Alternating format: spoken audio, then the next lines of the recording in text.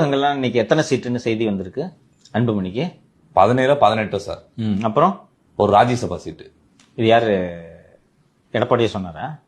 அன்புமணி அவர்கள் சொல்லி போட்டு விடுறது. எக்ஸாக்ட்லி, கரெக்டா பிடிச்சிட்டேன். இப்படிதான் பாலிடிக்ஸ் அனலைஸ் பண்ணோம். கரெக்டா பிடிச்சிட்டேன். இது அன்புமணி தரப்பில் நான் அதிமுக தலைவர்களிடம் பேசினேன். இது வரைக்கும் நம்பர்ஸ் டிசைட் ஆகல. ஆனா நேற்று பிரஸ் மீட்லயே நம்பர் டிசைட் ஆயிடுச்சு, பின்னர் அறிவிக்கப்படும் சொல்லிட்டு. எந்த நம்பரும் டிசைட் ஆகல. நான் ஏடிஎம்கே லீடர்ஸ் கிட்ட பேசிட்டு சொல்றேன். சும்மா சொல்றது, ஐயா கிட்ட பேசின பிறகுதான் நம்பர் ஃபைனலைஸ் ஆகும். ஸோ ஐயாவும் இந்த அணிக்கு வருவாருன்றதை நான் நேத்தே இண்டிகேட் பண்ணேன். ஐயா இந்த பக்கம் தான் வரப்போகிறார். தீய சக்தி கரத்தை வலுப்படுத்தணுன்ற எண்ணம் ஐயாவுக்கு கிடையாது.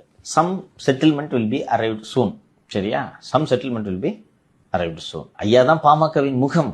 அது டெல்லி ஆட்சியாளர்களுக்கும் அதிமுகவினருக்கும் தெரியாதா என்ன?